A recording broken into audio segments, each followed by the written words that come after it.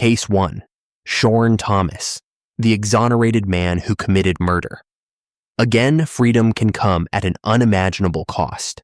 For Shawn Thomas, that price was 24 years of his life, stolen by a wrongful conviction that sent him to prison for a crime he never committed. His exoneration should have been the ending to a tragic story of injustice. Instead, it became the opening chapter to something far more disturbing. In 1994, at just 19 years old, Thomas was convicted of taking the life of businessman Domingo Martinez in Philadelphia. The evidence seemed solid to prosecutors at the time, but what they didn't reveal would become the foundation of one of the city's most stunning reversals of justice. Hidden in police files were 36 pages of witness statements that directly contradicted the case against Thomas. Yet these documents were never shared with his defense team, never presented at trial, and never given the attention they deserved. For over 2 decades, Thomas sat in a Pennsylvania prison cell, knowing he was innocent.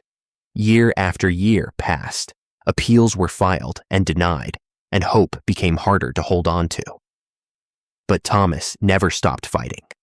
Eventually, his case caught the attention of the Pennsylvania Innocence Project, an organization dedicated to overturning wrongful convictions through DNA evidence and investigative work.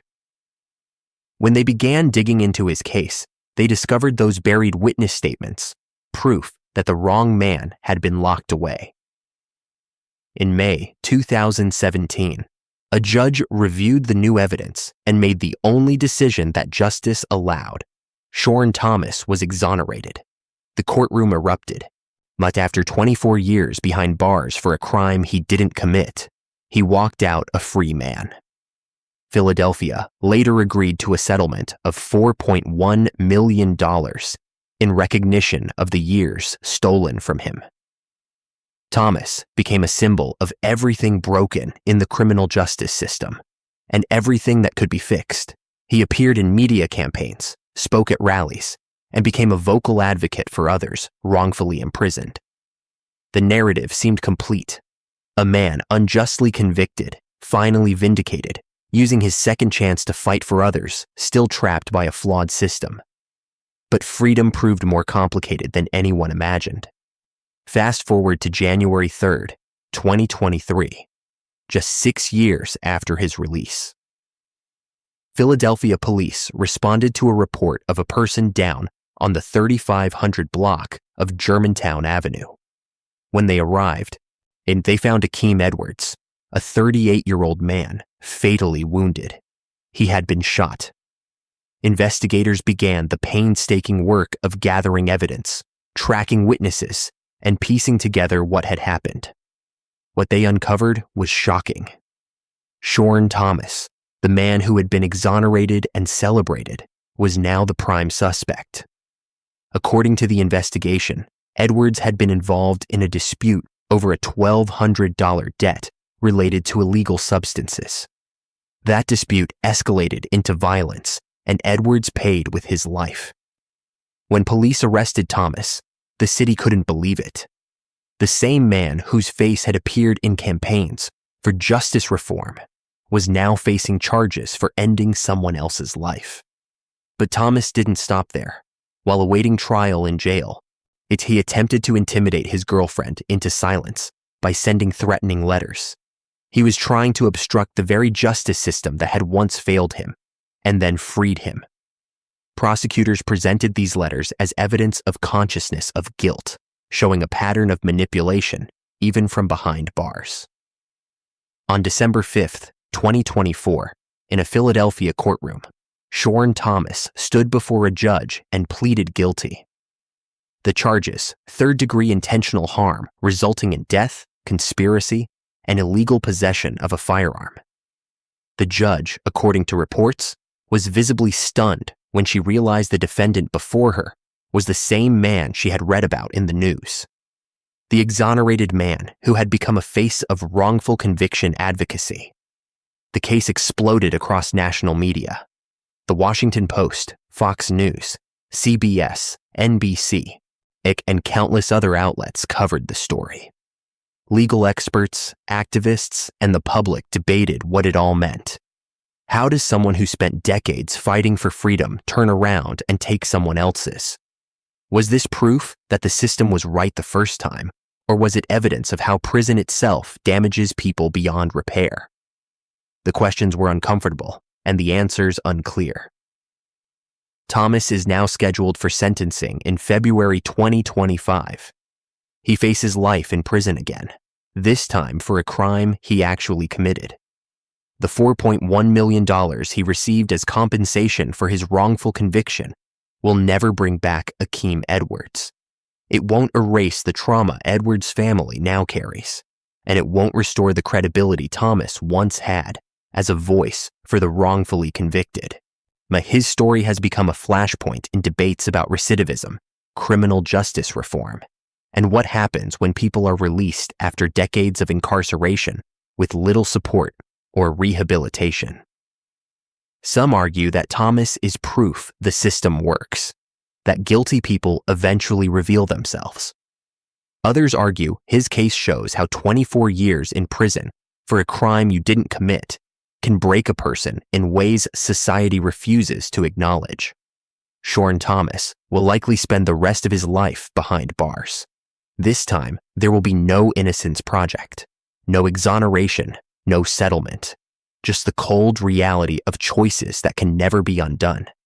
His legacy, once a story of resilience and hope, is now a cautionary tale about the fragile nature of second chances and how quickly redemption can turn to ruin. But if one man's fall from grace shocked Philadelphia, what came next would horrify the entire nation. A crime so twisted, it unfolded on a quiet farm where 4 young lives were taken in the most unimaginable way. Case 2. Cosmo DiNardo and Sean Kratz, the Bucks County farm. Ending spree. The summer of 2017 should have been a time of freedom and possibility for 4 young men in Bucks County, Pennsylvania. Instead, it became the setting for one of the most disturbing cases in the region's history. A tragedy that unfolded on a sprawling farm where trust was weaponized and lives were stolen. It started with disappearances. In early July, concerned families began reporting their sons missing. Jimmy Taro Patrick, 19. Dean Finocchiaro, 19. Mark Sturgis, 22. Thomas Mio, 21. As they were young men with futures ahead of them, friends, brothers, sons. One by one, they vanished without a trace. The only connection authorities could find was that each had been in contact with Cosmo DiNardo, a 20-year-old college dropout known in the area for certain illegal activities. DiNardo lived on his family's expansive property in Solberry Township, just outside Philadelphia. The farm, sources reported as either 80 or 90 acres, looked peaceful to outsiders. Rolling fields, open skies, and the kind of rural privacy most people only dream about. But beneath that surface, something sinister was taking shape. DiNardo had a documented history of mental health struggles, and by the summer of 2017, those struggles had twisted into something far darker. The plan was ruthless. DiNardo, with help from his cousin Sean Kratz, lured the victims to the farm under the pretense of arranging transactions. But there was never going to be any exchange. What awaited them instead was a calculated betrayal. On July 5th, Jimmy Patrick arrived at the farm. Instead of the meeting he expected, he was shot and his remains were buried alone in a grave. 2 days later, Dean Finocchiaro showed up. This time, Kratz was directly involved. At DiNardo's urging, Kratz was responsible for Finocchiaro's death. That same night, Thomas Mio and Mark Sturgis arrived together. Both were shot. The details of what followed were deeply disturbing. Evidence showed that heavy equipment on the farm was used in the commission of these crimes.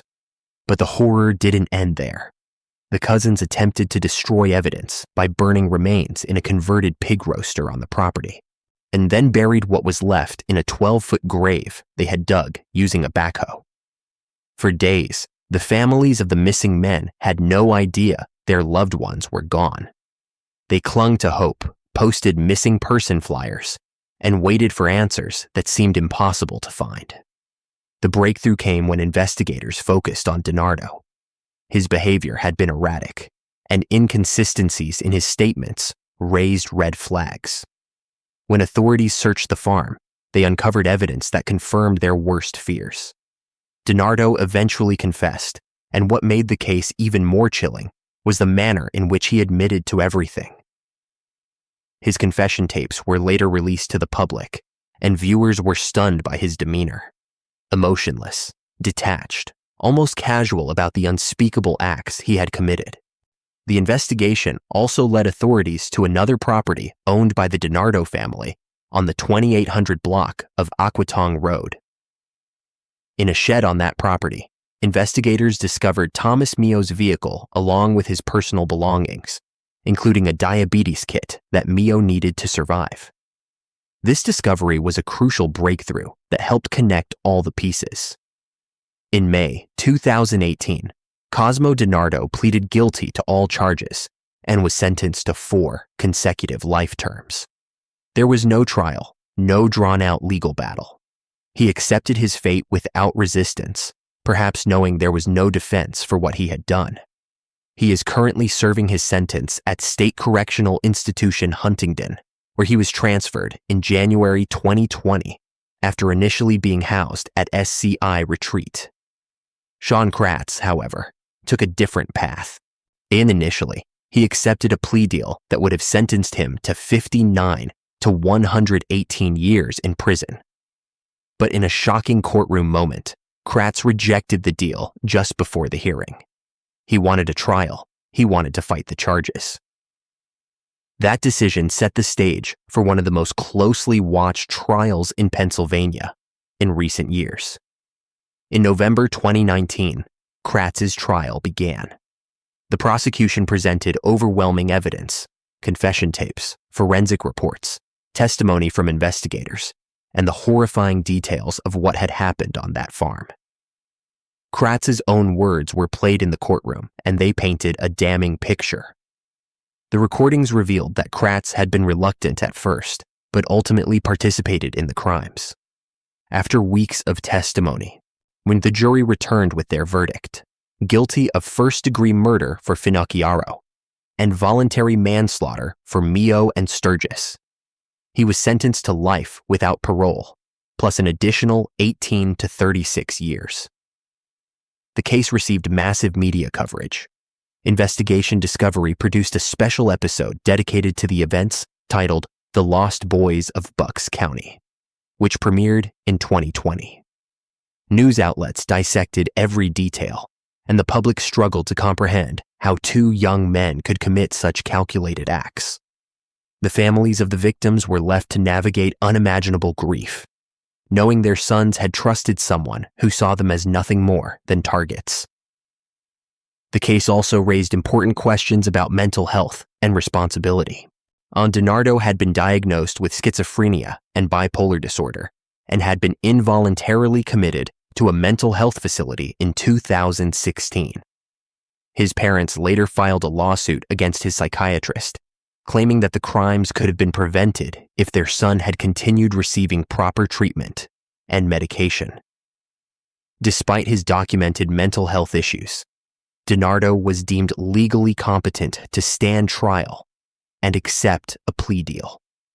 Both DiNardo and Kratz are currently serving their sentences in Pennsylvania state prisons. There are no appeals pending, no hope of release, and no redemption arc waiting in the wings. The farm where the crimes took place has been sold, though the memory of what happened there will never fade.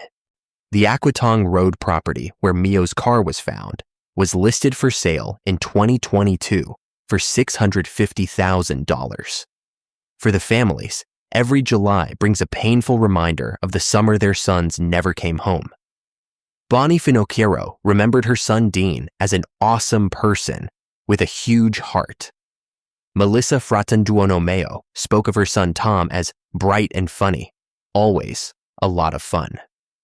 Sharon Patrick, grandmother and guardian of Jimmy Patrick, spoke through tears about her final moments with her grandson, knowing she would never see him again. The Bucks County farm case stands as a grim reminder that danger doesn't always announce itself with obvious warning signs. Sometimes it hides behind familiarity, behind someone you think you know, behind a simple invitation that turns into a trap. The four young men, Jimmy, Dean, Thomas, Ed, and Mark, each had dreams, families who loved them, and futures that were stolen. Their stories serve as a heartbreaking reminder of lives cut tragically short and the devastating ripple effects of violence. Case 3. Kermit Gosnell, the House of Horrors. Abortion doctor. Some crimes hide behind closed doors for so long that when they're finally exposed, the world struggles to believe they ever happened. Dr. Kermit Gosnell operated the Women's Medical Society on Lancaster Avenue in West Philadelphia for 30 years. To the outside world, he was a medical professional offering services to women in underserved communities. But inside that clinic, something horrifying was taking place, a systematic pattern of illegal practices that would eventually earn his facility the grim nickname House of Horrors. The truth began to surface in February 2010, not because of a medical complaint, but because federal agents were investigating the clinic for illegal distribution of controlled substances. When they walked through the doors of 3801 Lancaster Avenue, what they found went far beyond prescription fraud. The scene inside was nightmarish. Floors covered in biological matter, furniture soiled and reeking, cats roaming freely through patient areas, and medical equipment so filthy and broken it was barely recognizable. But the physical conditions, as disturbing as they were only the beginning. Investigators discovered jars containing remains, in bags filled with severed feet stored in freezers, and evidence of procedures performed in conditions that violated every standard of medical care. The clinic, which primarily served poor and minority women in West Philadelphia, had been operating with virtually no oversight for decades. Gosnell had found a population vulnerable enough to ignore the conditions, desperate enough to return, and isolated enough that their complaints, if they made any, were never heard. When the grand jury investigation began in 2011, the full scope of what had been happening became clear. Testimony from former employees painted a chilling picture. They described procedures performed well past Pennsylvania's 24-week legal limit for terminations. They recounted watching as viable, and living infants were delivered and then destroyed by having their spinal cords severed with scissors. These weren't accidental outcomes or medical emergencies. According to testimony, this was Gosnell's standard practice. The employees described infants who were breathing, moving, and making sounds before being ended. They testified that Gosnell joked about the size of some of the babies, calling one so large it could walk to the bus. The testimonies were so disturbing that even seasoned investigators struggled to process what they were hearing. This wasn't malpractice. It was something far more deliberate. In addition to the harm inflicted on infants, Gosnell was also responsible for the passing of a patient named Karnamaya Mangar. The 41-year-old woman, who spoke limited English, died after Gosnell administered a dangerous overdose of sedatives during a procedure.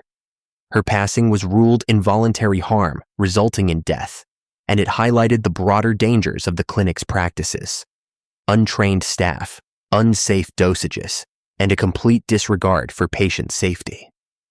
The case became a national flashpoint. Advocates on all sides of the deeply divisive issue of reproductive rights seized on the story. Some argued it proved the need for stricter oversight and regulation. Others saw it as evidence of broader systemic failures. But regardless of political viewpoint, the facts of what Gosnell had done were undeniable. His trial in 2013 was one of the most closely watched legal proceedings in Pennsylvania history. Prosecutors presented weeks of testimony, forensic evidence, and heartbreaking accounts from former staff members. Gosnell's defense attempted to argue that the charges were exaggerated, that the procedures were standard practice, and that the media had sensationalized the case. The jury didn't buy it. On May 13, 2013, Kermit Gosnell was convicted of 3 counts of first-degree intentional harm resulting in death for 3 infants known in court documents as Baby Boy A, Baby C, and Baby D. He was also convicted of 1 count of involuntary harm resulting in the passing of Karnamaya Mongar, 21 counts of performing illegal late-term procedures, and 211 counts of violating informed consent laws. In total, the charges numbered in the hundreds. Gosnell faced the possibility of execution, but in a strategic move, he waived his right to appeal in exchange for avoiding the death penalty. He was sentenced to 3 consecutive life terms without the possibility of parole. In December 2013, he received an additional 30 years in federal prison after being convicted of running an illegal prescription operation where he had distributed over 600,000 pills. Today, Kermit Gosnell is incarcerated at SCY Huntingdon, where he will remain for the rest of his natural life. 8 co-defendants in the case pleaded guilty to various charges, including 1 conviction related to taking a life. The Women's Medical Society clinic was permanently shut down, the building later demolished. The Gosnell case forced uncomfortable conversations about medical oversight, access to care, and how systemic neglect can allow horrors to continue unchecked. For 30 years, complaints were ignored, inspections were avoided, and vulnerable women were left at the mercy of a man who saw them as nothing more than profit. But while Gosnell's crimes were hidden behind clinic walls, our next case unfolded in broad daylight, on city streets, in churches, and at workplaces, carried out by a man who believed his victims were not human at all, but demons sent to destroy him. Case 4. Juan Edward Covington, the Center City Devil. Not all violence follows logic. Some of the most terrifying crimes are committed by people disconnected from reality itself, individuals whose minds have fractured so completely that the world they see no longer resembles the one the rest of us inhabit. Juan Edward Covington lived in that fractured world, and over the course of 7 years, and his delusions would cost 3 people their lives and leave 2 others permanently disabled. Between 1998 and 2005, Philadelphia was haunted by a series of seemingly random attacks. Victims were shot without warning, without apparent motive, and without any connection to one another. The only pattern investigators could find was the randomness itself: a pastor in his church, a man on the street, a co-worker leaving a hospital. Each attack felt isolated, disconnected, impossible to predict. And for years, police had no idea they were all connected. Juan Covington suffered from severe paranoid schizophrenia. In his mind, the people around him weren't just strangers or acquaintances. They were devils. He believed they were using witchcraft and supernatural powers to harm him, not that they were agents of evil sent specifically to destroy his life. These delusions weren't fleeting thoughts. They were absolute convictions that dictated his actions. Born on March 3, 1962, Covington grew up in the Logan neighborhood of Philadelphia. His descent into mental illness accelerated after his father's death in 1990, and he went off his psychiatric medication in 1993, leading to rapid deterioration. On August 19, 1998, Covington walked into a church on Old York Road and approached Reverend Thomas Lee Devlin, a 49-year-old Baptist pastor. Without a word, Covington opened fire, shooting Devlin 13 times. The pastor lost his life in his own place of worship. Covington later claimed that Devlin had been casting spells on him. To Covington, this wasn't an attack, it was self-defense against a supernatural threat. Reverend Devlin was not related to Covington, despite some early media reports. Covington attended Devlin's funeral and appeared genuinely upset, showing no apparent awareness that he had committed the crime. For years, the case went unsolved. Two innocent men, Clyde Johnson and Morris Wells, were wrongfully arrested and jailed for crimes they had nothing to do with. Johnson, a 32-year-old social worker, spent time behind bars awaiting trial for one of Covington's attacks. Wells was arrested in connection with another. Their lives were upended by a system desperate to find someone, anyone, to hold accountable. But the real perpetrator remained free, and his delusions only grew stronger. On May 20th, 2003, Covington shot David Stewart 9 times. Stewart, who was 41 years old at the time, survived but was left paralyzed from the waist down, forced to rely on crutches for the rest of his life. On April 26, 2004, he shot William Bryant Jr., 32 years old, 9 times, causing permanent disabilities, including severe speech difficulties. Both men survived, but their lives were irrevocably changed. And still, investigators didn't connect the dots. On March 7, 2005, Covington took the life of Otis Bosket, a 36-year-old clerk working for the Revenue Department. Bosket, a married father of 4, was shot multiple times at a subway station in the Logan section of Philadelphia. He had been on his way to pick up his daughter from nursery. Bosket had no connection to Covington, no history of interaction, no reason to be targeted. But in Covington's mind, that didn't matter. Bosket was a devil, and devils had to be stopped. Another man, Morris Wells, was wrongfully charged with Bosket's murder and held in custody until Covington was finally linked to the crimes through ballistics evidence. Wells was later cleared and released. 2 months later, on May 17, 2005, Covington committed his final known attack. He walked up behind Patricia McDermott, a 48-year-old X-ray technician at Pennsylvania Hospital, on Market Street in Center City. McDermott was a co-worker of sorts. Covington worked for a hospital waste removal company, whose route included Pennsylvania Hospital, and he saw her regularly in the course of his work. On that morning, he followed her from a bus stop and shot her in the back of the head in broad daylight. Surveillance cameras captured the entire incident. It was an execution-style attack carried out on a busy city street. This time, the evidence was undeniable. The breakthrough came when a SEPTA bus driver recognized Covington from the surveillance footage. The driver recalled that Covington had gotten off the bus at the same Center City stop as McDermott on the morning she was killed. He also mentioned that Covington had anger issues and had previously expressed romantic interest in another SEPTA bus driver, Brenwanda Smith, who had rebuffed him. Smith had mysteriously disappeared in 1997, and investigators looked into whether Covington might have been involved, though he was never charged in her disappearance. When police arrested Covington on July 12, 2005, for carrying a 9mm handgun with an illegally filed down serial number, he confessed to everything. He admitted to all the attacks, explaining that McDermott had been poisoning him with X-rays at the hospital.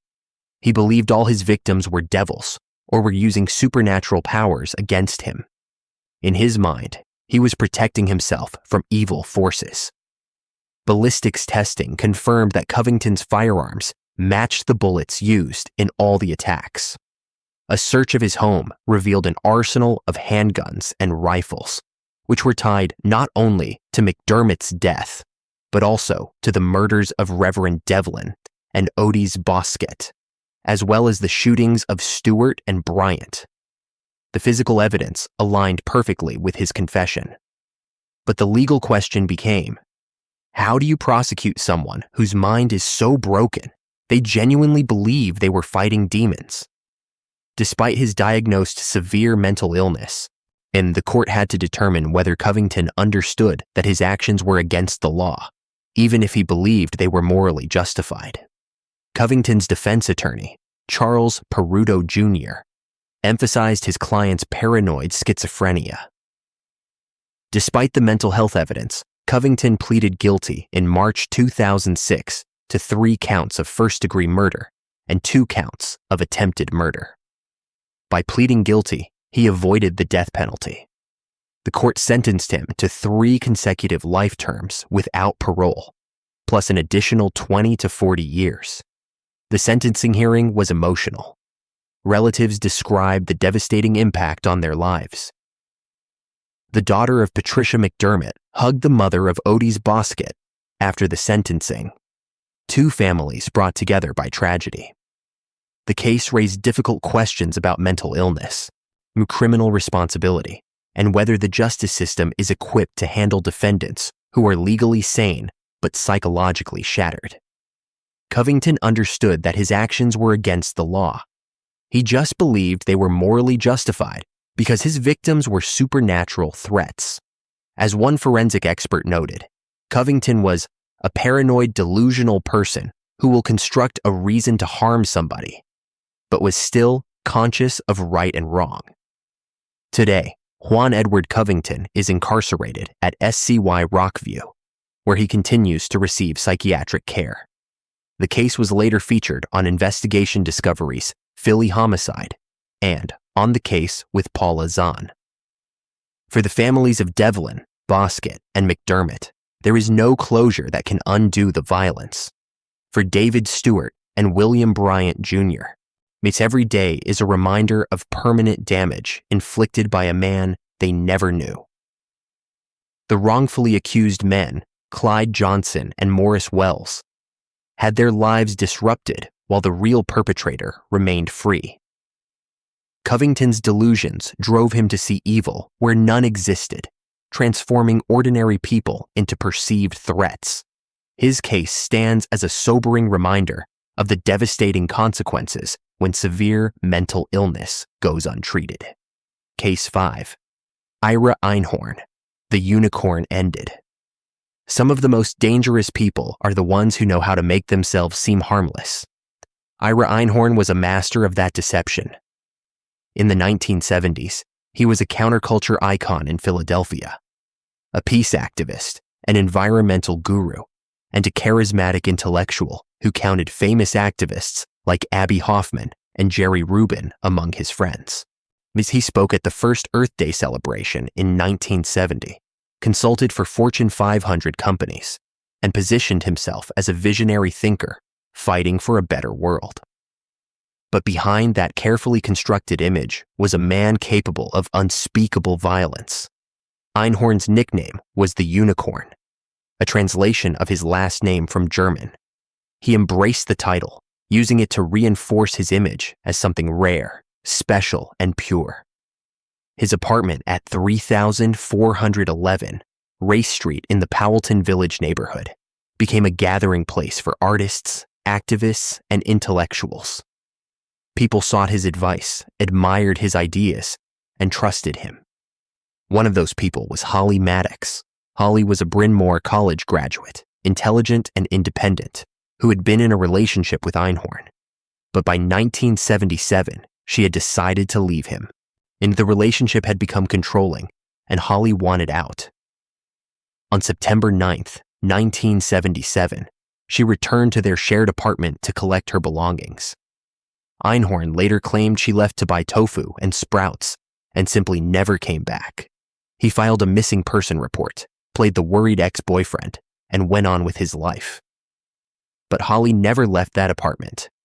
For 18 months, neighbors in the building complained about a horrible smell and a brownish liquid leaking from Einhorn's ceiling.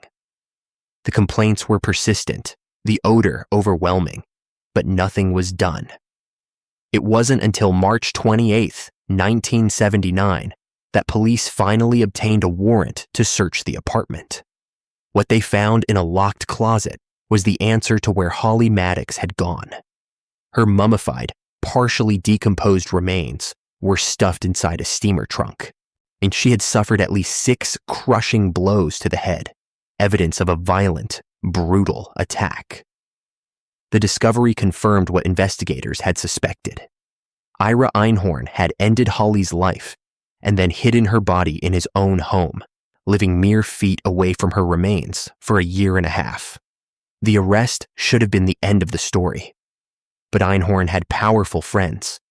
Socialite Barbara Bronfman posted $40,000 in bail, and Einhorn was released while awaiting trial.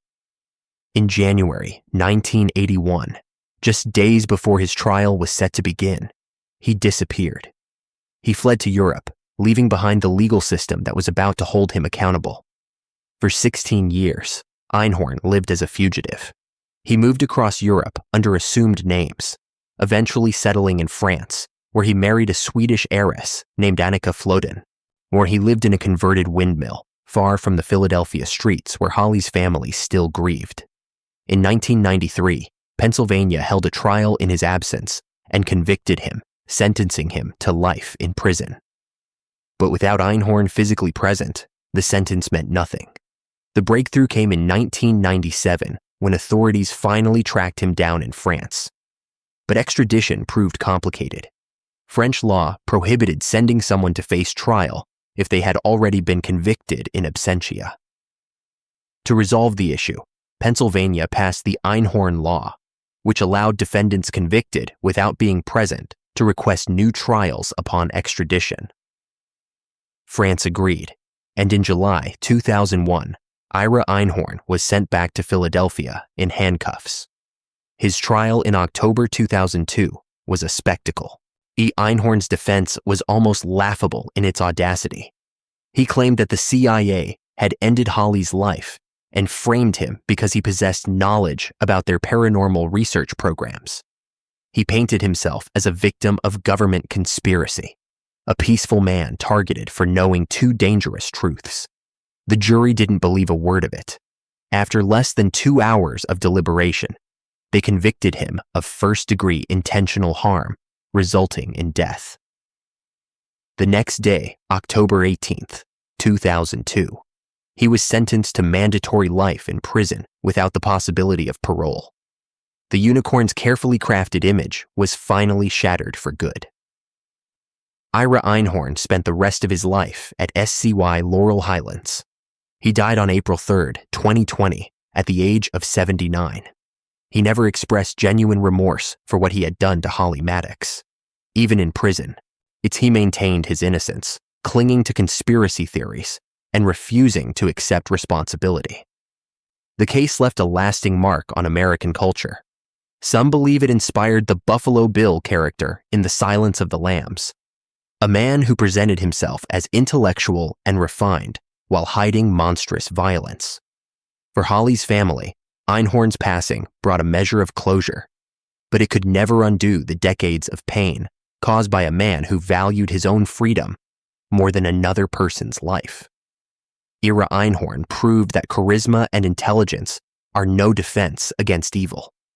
And while his story finally ended in a prison cell, our next case shows that even the most well-known convictions can remain sources of fierce debate decades later, especially when the victim wore a badge. A Case 6, Mumia Abu-Jamal, the cop ending. Case. Some criminal cases become more than just trials. They become symbols, battlegrounds for larger debates about justice, race, and power.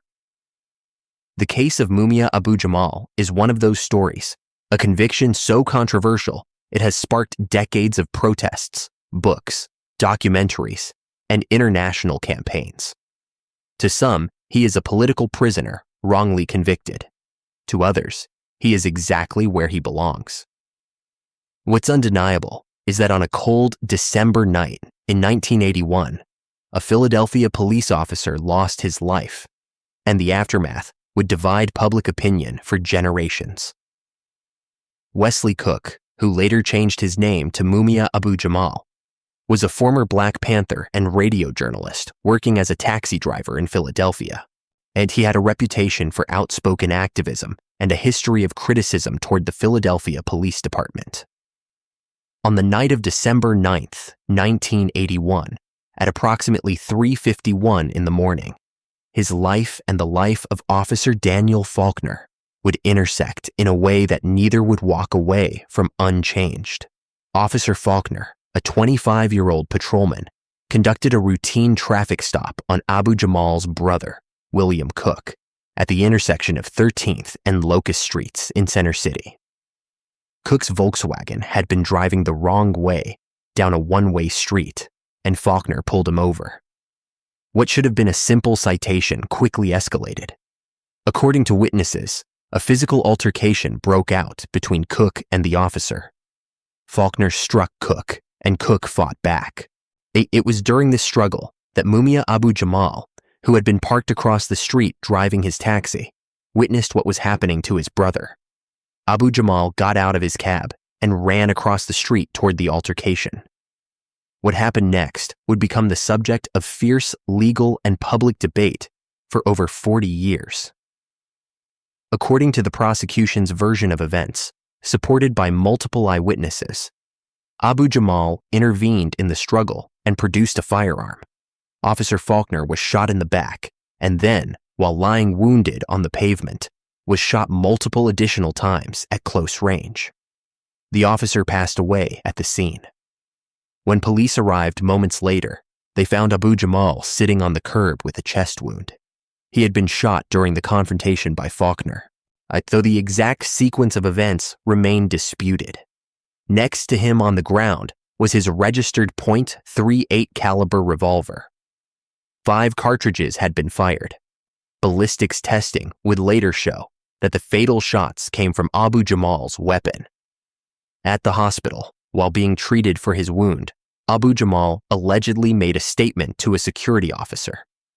According to testimony, he said, "I shot the man, and I hope he dies." That statement, combined with the physical evidence and eyewitness accounts, became the cornerstone of the prosecution's case. But Abu Jamal and his supporters have always disputed that the statement was ever made, claiming it was fabricated to strengthen a weak case. In fact, the original police report by Officer Gary Wachschel, who was with Abu Jamal during his arrest and medical treatment, mentioned no confession. And neither did Wachschel's statement from the following week. The confession claim only emerged months later. The trial in 1982 was contentious from the start. Abu Jamal, representing himself for part of the proceedings, clashed repeatedly with the judge. He accused the court of racism and bias, argued that he couldn't receive a fair trial, and framed the entire prosecution as political retaliation for his activism. The jury, however, heard the evidence, eyewitness testimony placing him at the scene, the ballistics match, the alleged confession, and the fact that his own firearm was found with spent rounds matching the fatal shots. On July 2nd, 1982, the jury convicted Mumia Abu Jamal of first-degree murder. The next day, they sentenced him to death. He was sent to death row, where he would remain for nearly 3 decades. But this was far from the end of the story. In fact, it was just the beginning of one of the most polarizing legal sagas in American history. Abu Jamal's case quickly became an international cause. Activists, celebrities, and human rights organizations rallied to his defense. They argued that he had been denied a fair trial, that evidence had been suppressed, that witnesses had been coerced, and that his conviction was the result of systemic racism within the Philadelphia justice system. Books were written, documentaries were filmed, protests were held in cities around the world. His supporters called him a political prisoner and demanded his release. On the other side stood the family of Officer Daniel Faulkner, law enforcement organizations, and prosecutors who insisted the conviction was sound. Faulkner's widow, Maureen, became a tireless advocate for keeping Abu Jamal behind bars. She attended every hearing, every appeal, and every parole consideration. For her, this wasn't a political case. It was about a young officer who had been taken from her in the line of duty, and she was determined that his life would not be forgotten or diminished by the narrative surrounding his convicted killer. The appeals process stretched on for decades. Abu Jamal's defense team raised numerous issues: alleged juror bias, claims that the trial judge was prejudiced, accusations that key evidence had been withheld, and arguments that his legal representation had been inadequate. Courts reviewed these claims repeatedly and repeatedly upheld the conviction. But one issue did gain traction: the question of whether the jury had been properly instructed during the sentencing phase of the trial. In 2001, a federal judge ruled that the jury instructions during sentencing had been flawed, potentially leading jurors to believe they had less discretion than they actually did in deciding between execution and life imprisonment. This ruling opened the door for a potential resentencing. After years of additional legal battles, in 2011, the U.S. District Court vacated Abu Jamal's execution sentence. However, and this is critical, the court did not overturn his conviction for taking Officer Faulkner's life. That conviction remained intact. Prosecutors had the option to seek a new sentencing hearing to reinstate the execution order. But after consulting with Faulkner's widow and considering the decades of legal battles, they decided not to pursue it. In December 2011, Mumia Abu Jamal's sentence was officially commuted to life in prison without the possibility of parole. He would never be executed, but he would also never be released. Today, Abu Jamal remains incarcerated at SCY Mahanoy in Pennsylvania. He continues to maintain his innocence and has written extensively from prison, publishing books and essays on topics ranging from mass incarceration to systemic injustice. His supporters continue to hold rallies and call for his release, framing him as a symbol of resistance against a corrupt system. Meanwhile, Maureen Faulkner and the Fraternal Order of Police continue to oppose any effort to grant him clemency or a new trial, not insisting that justice was served and that Abu Jamal is exactly where he belongs. The case remains deeply divisive. Legal scholars debate whether he received a fair trial. Activists argue about what his conviction represents, and the public remains split between those who see him as a martyr and those who see him as a convicted killer who has successfully manipulated public opinion for decades. What is not in dispute is that Officer Daniel Faulkner, a 25-year-old man doing his job, lost his life on a Philadelphia street in 1981, and that loss left a hole in the lives of those who loved him. Whether justice was truly served or whether an innocent man sits in prison depends entirely on who you ask. And that question, more than 40 years later, remains as contentious as ever. To Case 7, Miles Pfeffer, Temple University Police. Ending. There are moments in life that change everything. Split-second decisions that can never be undone. Actions that ripple outward and destroy not just one life, but many. On the night of February 18th, 2023, Temple University police officer Christopher Fitzgerald was on patrol near campus when he made a decision that would cost him his life. And Miles Pfeffer, an 18-year-old with a firearm and no regard for consequences, made a choice that would cost him his freedom forever. Temple University sits in North Philadelphia, an area that has struggled with crime for decades. The university employs its own police force to patrol the campus and surrounding neighborhoods, trying to create a safe environment for students, faculty, and residents. Officer Fitzgerald, 31 years old, was a dedicated officer known for his commitment to the community. He was a husband, a father of 4, and someone who took his responsibility to protect others seriously. On that February night, he was working alone, patrolling near 18th Street and Montgomery Avenue.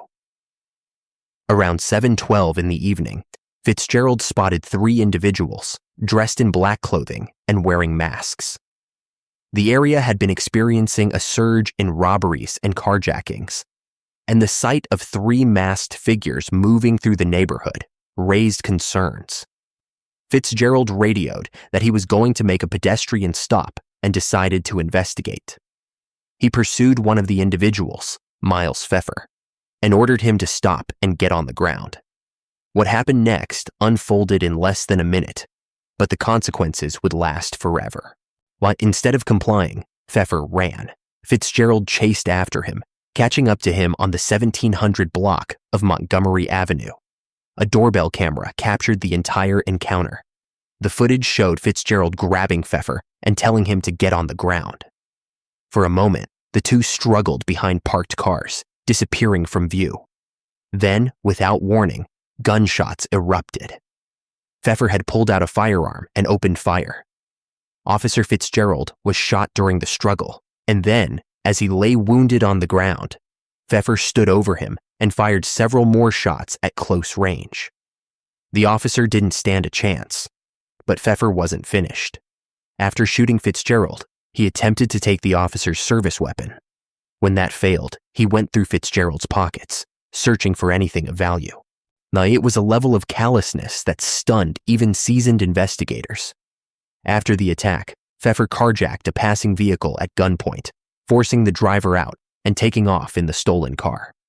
He drove erratically through the streets before crashing the vehicle near his father's home in the Strawberry Mansion neighborhood.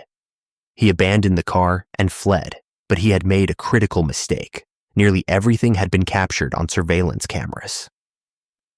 The next morning, February 19th, 2023, at approximately 7 o'clock, authorities tracked Pfeffer to his mother's property in Buckingham Bucks County. A team of officers, including U.S. Marshals, Pennsylvania State Police, and Philadelphia Police, took him into custody. In a symbolic gesture, they used Officer Fitzgerald's own handcuffs to arrest him.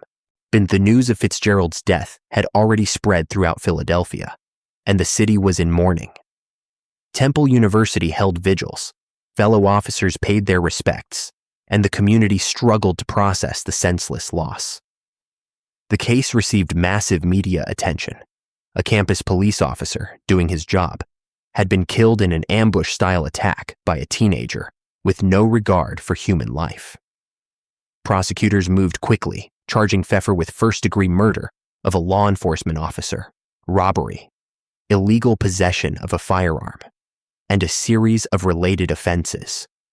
The charges carried severe penalties, including mandatory life imprisonment. As the case moved through the legal system, more details emerged about Pfeffer's background. He had a criminal history despite his young age, and with prior arrests, including making threats that closed a high school in November 2021. The attack on Officer Fitzgerald wasn't an isolated incident. It was the culmination of choices that had been building for years.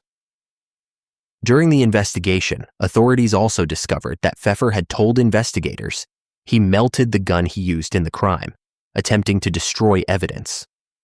Officers found a badly burned firearm in a fire pit at his family's property. The trial began on June 23, 2025.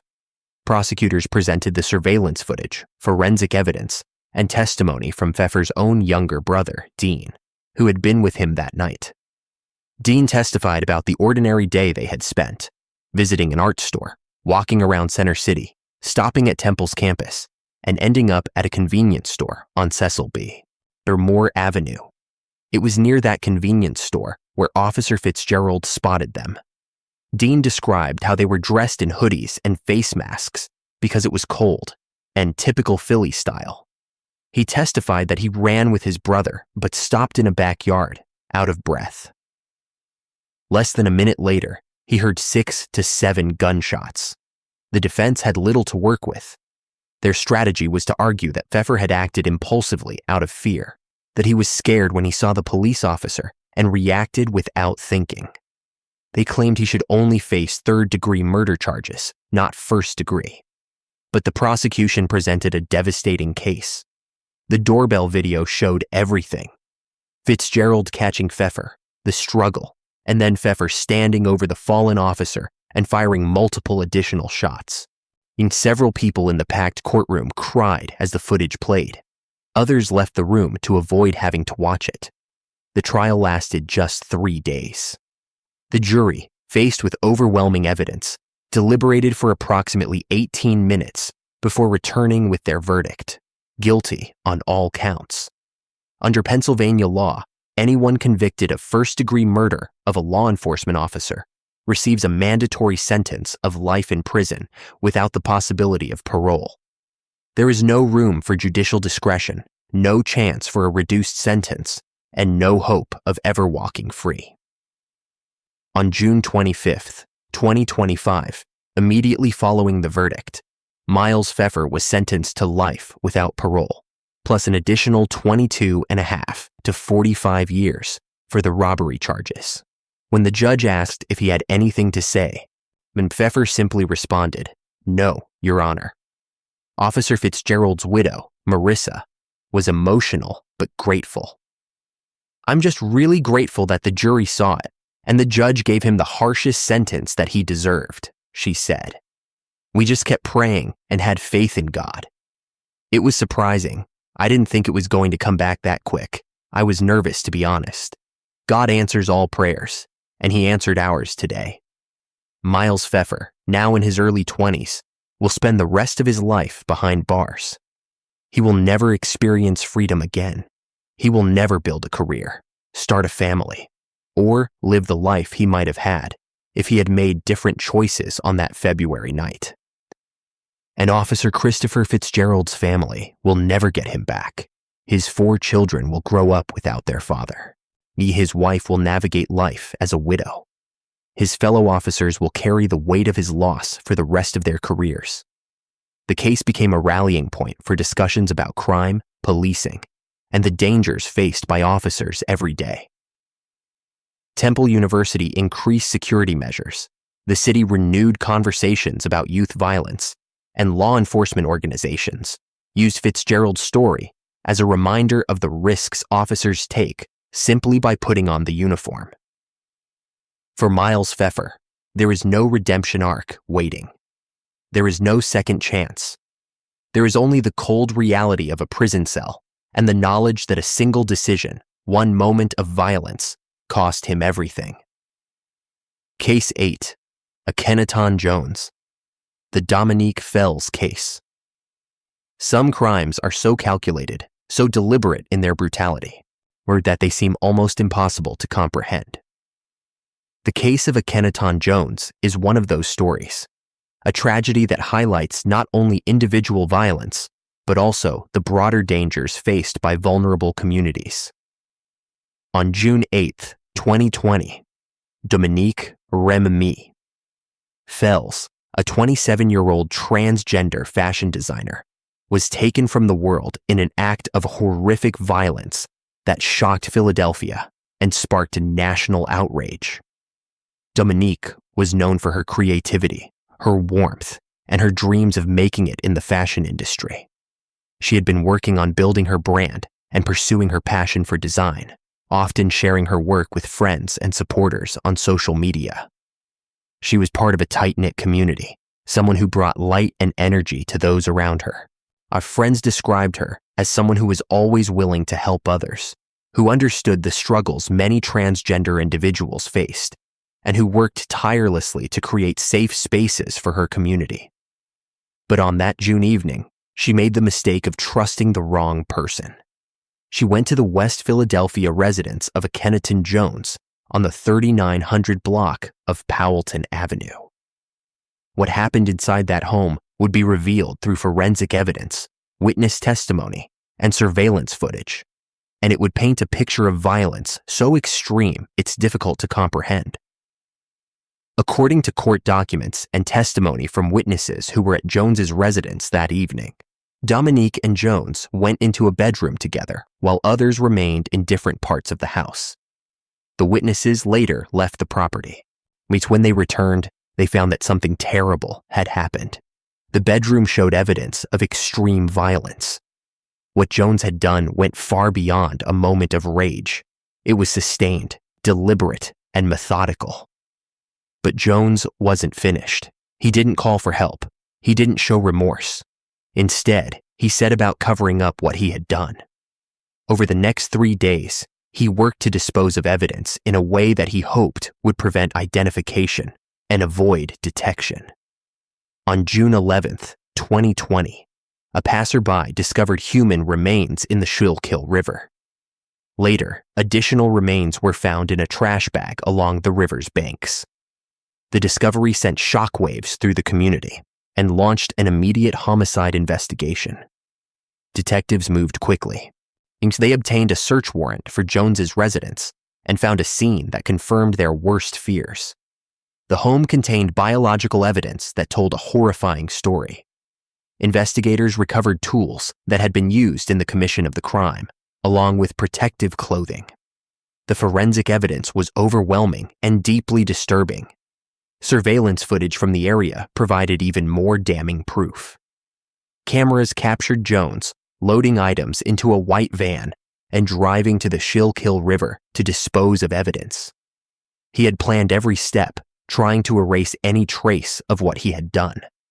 But he hadn't counted on the power of modern forensic science and dedicated investigators.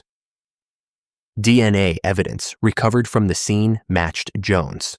There was no room for doubt, no possibility of mistaken identity.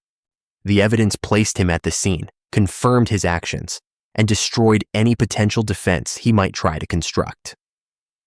Realizing that law enforcement was closing in, Jones fled Philadelphia and traveled across the country to California, hoping distance would save him from accountability. It didn't. On November 9th, 2020, authorities tracked him down in Los Angeles and arrested him.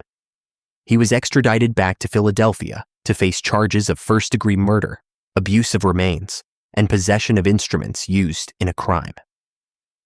The case drew significant media attention, not only because of the brutality involved, but because Dominique was a transgender woman of color, part of a community that faces disproportionately high rates of violence. Advocates and activists used Dominique's story to highlight the ongoing crisis of violence against transgender individuals, particularly Black transgender women. Vigils were held in her memory, and her name became part of a broader conversation about hate, intolerance, and the need for systemic change. Her family and friends mourned not just the loss of her life, but the horrific manner in which it was taken. Jones's first trial in December 2024 ended in a hung jury. Despite the overwhelming evidence, the jurors could not reach a unanimous verdict. It was a frustrating setback for prosecutors and a devastating blow to Dominique's loved ones, who had hoped for closure. But the district attorney's office was not willing to let the case end there. They immediately announced they would retry Jones. The second trial took place in June 2025. This time, prosecutors refined their presentation, walking the jury through every piece of evidence methodically and carefully. They presented the DNA matches, the surveillance footage, the witness testimony, and the forensic findings. The defense had little to offer in response. No credible alternative explanation, no way to dispute the science, and no argument that could overcome the mountain of proof. After days of deliberation, the jury returned with their verdict: guilty of first-degree murder, abuse of remains, and possession of instruments used in a crime. The courtroom was silent as the verdict was read. For Dominique's family, it was a moment of painful validation, acknowledgement that what had been done to their loved one was finally being recognized by the legal system. Jones is scheduled to be sentenced in late September 2025. Well, under Pennsylvania law, a conviction for first-degree murder carries a mandatory sentence of life in prison without the possibility of parole. There will be no early release, no parole hearings, and no second chances. Akhenaton Jones will spend the rest of his life behind bars, just as Dominique Fells will never have the chance to live the life she deserved. The case remains a painful reminder of the violence that continues to target vulnerable communities. Dominique's story became part of a larger movement to protect transgender individuals, to demand justice for those whose lives are taken simply because of who they are. Her memory lives on through advocacy, through the people who loved her, and through the ongoing fight for equality and safety. In 2020, Dominique was reported to be at least the 5th transgender woman killed in the United States that year, out of at least 25 transgender or gender non-conforming individuals who lost their lives to violence. Her passing devastated Philadelphia's LGBTQ+ community, which had already been reeling from repeated acts of violence against its most vulnerable members. The case forced uncomfortable conversations about who is protected in society and who is left vulnerable to those who would do them harm. Organizations like the Human Rights Campaign and local LGBTQ+ advocacy groups held vigils in Dominique's honor, calling attention to the epidemic of violence facing transgender women of color. Speakers at these events emphasized that Dominique's life had value, that she deserved to pursue her dreams without fear, and that her death represented a systemic failure to protect one of society's most marginalized groups. The Philadelphia District Attorney's Office, in prosecuting Jones, made clear that they would seek the maximum penalty and would not tolerate violence against any member of the community. For Dominique's family, the journey through 2 trials was exhausting and traumatic. They had to relive the details of her final moments multiple times, sit through testimony about what was done to her, and wait through a hung jury before finally seeing accountability. Her mother and siblings attended both trials, determined to see justice served and to ensure that Dominique's name would not be forgotten. Their presence in the courtroom was a testament to their love for her and their commitment to honoring her memory. Case 9, Troy Bailey, the Michelle Washington case. Some people dedicate their lives to helping others, to lifting up their communities, and creating safe spaces for those who need them most. Michelle Temeka. Washington was one of those people, a 40-year-old transgender advocate and mentor in Philadelphia's LGBTQ+ community. She was known for her kindness, her strength, and her unwavering commitment to supporting others like her. She had spent years working with younger members of the community, offering guidance, support, and a listening ear to those who felt they had nowhere else to turn. Many people in Philadelphia's transgender community considered her a role model and a source of inspiration. On May 19, 2019, her life was cut short in an act of senseless violence that devastated everyone who knew her. It was just after 5 o'clock in the morning when shots were fired in the Franklinville area of North Philadelphia. Michelle was on the 3400 block of North 11th Street when she was shot multiple times. The wounds were severe and deliberate. She had been struck in critical areas. Someone had wanted her gone, and they had made certain of it. Neighbors who heard the shots called 911, and first responders rushed Michelle to Temple University Hospital. Doctors did everything they could, but her injuries were too catastrophic. She passed away a short time later, becoming another name added to the tragic list of transgender women whose lives have been stolen by violence. Homicide detectives arrived at the scene and began the methodical work of gathering evidence. They found shell casings on the street and began piecing together what had happened in those early morning hours. What they didn't expect was that the perpetrator would insert himself directly into the investigation. Troy Bailey, a man from the area, approached investigators, claiming to be an eyewitness to the attack. He offered a description of a suspect, provided details about what he claimed to have seen, and presented himself as someone trying to help. But experienced detectives know that sometimes the person most eager to assist is the one with the most to hide. Bailey's story didn't quite add up. He and his girlfriend showed up at the crime scene, which in itself wasn't unusual. Neighbors often gather when something tragic happens in their community. But their statements to investigators were inconsistent. They contradicted each other on key details, changed their stories when pressed, and displayed behavior that raised red flags. Detectives began to suspect that Bailey wasn't a witness at all. He was the perpetrator, trying to control the narrative and deflect suspicion away from himself. Investigators shifted their focus. They obtained surveillance footage from cameras in the area, hoping to find evidence that would either confirm or refute Bailey's account. What they found was damning. The footage placed Bailey near the scene at the time of the attack, contradicting his claim that he had only arrived afterward. His timeline didn't match the evidence, and his explanations grew weaker under scrutiny. But the most conclusive evidence came from forensic analysis. My detectives executed a search warrant at Bailey's residence on the 1100 block of West Venango Street in May 2019, just days after the attack. Inside the home, they found ammunition. Ballistic testing revealed that the ammunition in Bailey's possession matched the type used in Michelle's death. While they couldn't prove these exact rounds were used, the connection was enough to strengthen the case significantly. DNA evidence further implicated Bailey, though the specific details of what was recovered weren't fully disclosed in public court documents.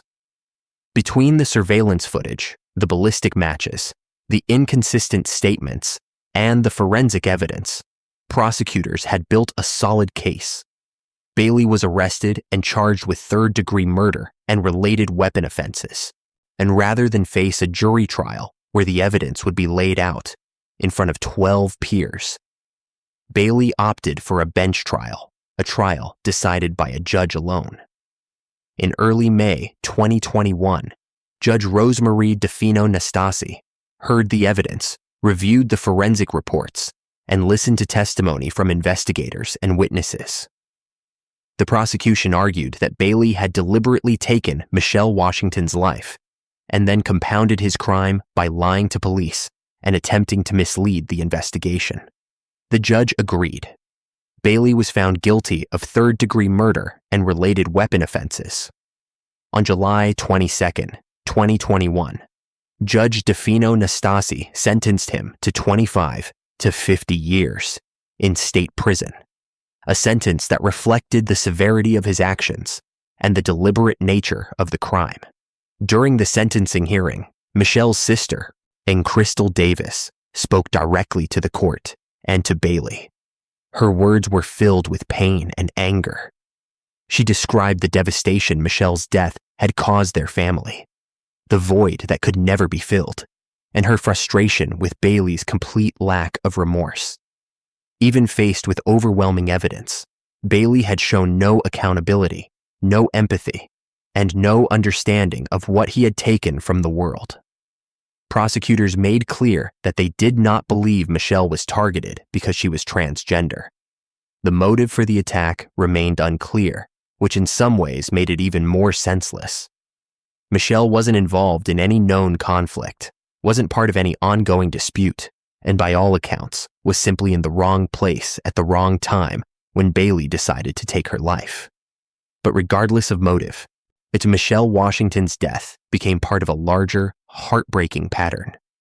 According to advocacy organizations, she was among at least 25 transgender or gender non-conforming individuals who lost their lives to violence in the United States in 2019. Her passing devastated Philadelphia's LGBTQ+ community, which had already been reeling from repeated acts of violence against its most vulnerable members. Troy Bailey is currently serving his sentence in a Pennsylvania state prison. He will not be eligible for parole until he has served at least 25 years, meaning he won't even have the possibility of release until he's well into middle age. For Michelle's family and friends, no sentence will ever feel like enough. No amount of prison time can bring her back or undo the pain her loss has caused. Michelle Washington was remembered at vigils, memorials, and community gatherings as someone who gave more than she ever asked for. She was a mentor, an advocate, and a friend to people who desperately needed someone to believe in them. Her life mattered, her work mattered, and her memory continues to inspire those fighting for justice and safety for transgender individuals. The Philadelphia LGBTQ+ community organized multiple events in Michelle's honor in the weeks and months following her death. Activists used her case to call attention to the broader pattern of violence targeting transgender women, particularly those of color. They emphasized that Michelle's death wasn't an isolated incident, but part of a national crisis that demands urgent attention and action. community leaders spoke about the importance of creating safe spaces. It's increasing police protection for vulnerable populations and addressing the root causes of transphobic violence. Michelle's case also prompted discussions about how the justice system responds to crimes against transgender individuals and whether prosecutors take these cases as seriously as they should. For Michelle's family, particularly her sister Crystal, the sentencing brought a bittersweet sense of closure. Crystal had been vocal throughout the legal process about her anger toward Bailey and her frustration that he had shown no remorse. She attended every court hearing, determined to be her sister's voice and to ensure that the justice system didn't forget about Michelle. Her victim impact statement at sentencing was powerful and emotional, describing not just the loss of Michelle, but the ripple effects that loss had on everyone who loved her. Case 10. Talim Hunt, the double attack. Ending violence often escalates. A confrontation that doesn't end the first time rarely ends peacefully the second time. Talim Hunt and Cody Hargett learned that lesson in the most tragic way possible. Their story is one of unresolved conflict, simmering tension, and a deadly second encounter that left one man gone and another facing life behind bars. The first incident occurred on September 20th, 2022, in the Logan section of Philadelphia. Cody Hargett, a 45-year-old man, arrived at Talim Hunt's residence on the 5200 block of Sydenham Street. What brought him there isn't entirely clear from public records, whether it was a dispute over money, a personal conflict, or something else entirely has never been fully explained. Investigators tried to piece together the relationship between the two men, but neither had much of a documented history with the other. What is known is that the visit ended in violence. According to court documents, Hunt shot Hargett twice in the shoulder during that first encounter. The wounds were serious, but not fatal. Hargett was transported to a hospital, treated for his injuries, and survived. In many cases, that would have been the end of it. A victim of violence typically avoids the person who harmed them, presses charges, and lets the legal system handle it. But Cody Hargett made a different choice. He decided to return. On October 9th, 2022, less than 3 weeks after being shot, Hargett went back to Hunt's residence. The reasons for his return remain unclear, and perhaps he wanted answers. Perhaps he wanted confrontation. Perhaps he believed he could resolve whatever issue existed between them. Whatever his motivation, it was a decision that would cost him his life. When Hargett arrived, he and Hunt had a brief conversation outside the home. Witnesses who later testified said the exchange seemed tense, but not immediately violent. But then something shifted. Hargett grabbed Hunt, initiating a physical altercation. It's unclear whether Hargett intended to fight, restrain, or simply confront Hunt, but the response was immediate and lethal. Hunt produced a firearm and opened fire. Hargett was struck multiple times as he fell to the ground. The attack continued even after Hargett had fallen and was no longer a threat. In total, he was shot 9 times that day. It's on top of the 2 wounds he had sustained just weeks earlier. This time, there would be no hospital recovery. Hargett passed away from his injuries shortly after arriving at Einstein Medical Center. For investigators, the case presented some clear facts and some frustrating gaps. The physical evidence was strong: shell casings at the scene, forensic evidence linking Hunt to the attack, and witnesses who could place him there. But establishing motive proved more difficult. Why had Hunt shot Hargett the first time? Why had Hargett returned? What was the nature of their conflict? These questions had no satisfying answers. What detectives did have was technology. Cell phone location data showed that Hunt was present at the scene during both attacks. His phone pinged off nearby towers at the exact times the incidents occurred, creating a digital trail that was impossible to deny. Additionally, investigators recovered evidence from Hunt's phone that further implicated him, though the specific nature of that evidence wasn't disclosed in public court filings. At the crime scene itself, forensic teams found items containing Hunt's DNA. Combined with the cell phone data, witness statements, and forensic evidence, prosecutors had built a comprehensive case. Hunt was arrested and charged with first-degree murder, aggravated assault for the first attack, firearm violations, and possession of instruments used in a crime. The trial took place in April 2025 before a Philadelphia jury. Prosecutors walked the jurors through both incidents, establishing a pattern of violence that began in September and culminated in Hargit's death in October, which they presented the cell phone data, the DNA evidence, witness testimony, and forensic reports. The defense argued that Hunt had acted in self-defense during the second encounter, that Hargit had grabbed him first, initiating the physical confrontation, and that Hunt had simply defended himself. But the prosecution countered that argument by pointing to the number of shots fired and the fact that several struck Hargit as he lay on the ground. Self-defense requires proportional response to an imminent threat. Shooting someone 9 times, including multiple shots after they're already down, goes far beyond what any reasonable person would consider necessary to stop a threat. The jury agreed. After deliberating on the evidence, they returned with a guilty verdict on all counts: first-degree murder, aggravated assault, firearm violations, and possession of instruments used in a crime. Under Pennsylvania sentencing guidelines for first-degree murder, there is no discretion. The sentence is automatic and absolute: life in prison without the possibility of parole. Talim Hunt, who was born on November 16, 2000, was only 24 years old when he was sentenced. He will spend the rest of his life in a Pennsylvania state prison. He will never experience freedom as an adult. He will never build a career, start a family, or live the life he might have had if he had made different choices on those 2 fateful days in 2022. For Cody Hargit's family, the conviction brought some measure of justice, but it couldn't bring back the man they lost. Hargit's decision to return to Hunt's residence after the first attack remains a source of painful questions. What was he thinking? What did he hope to accomplish? Could his death have been avoided if he had simply stayed away and let the authorities handle the initial attack? Investigators concluded that they were unable to determine a clear motive for either attack. There was no evidence of an ongoing feud, no documented history of conflict, and no apparent reason why these 2 men's lives became so violently entangled.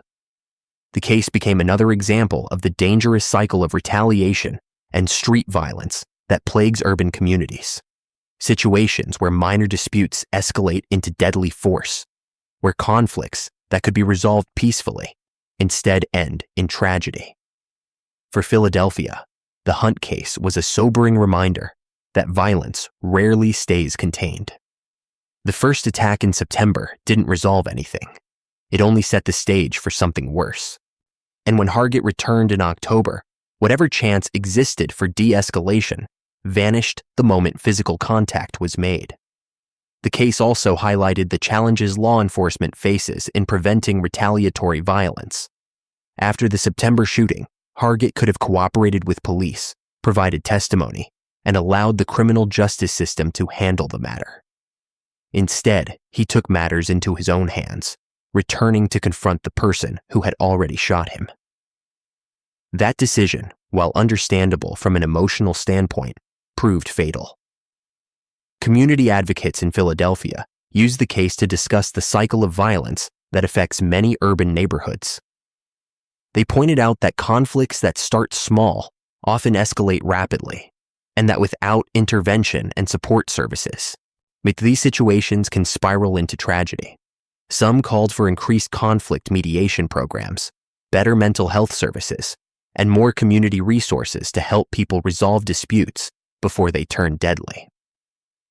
For Hunt's family, the trial and conviction brought their own set of challenges.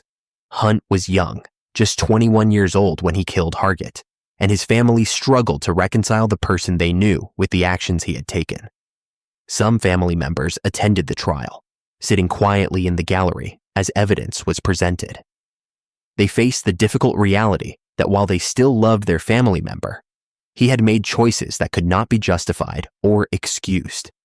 Talim Hunt will have decades in prison to reflect on those choices. Cody Hargett will never have another chance at anything. And two families are left to navigate the aftermath of decisions that can never be undone. The case serves as yet another example of how quickly lives can be destroyed by violence and how the consequences extend far beyond just the victim and perpetrator to affect entire families and communities.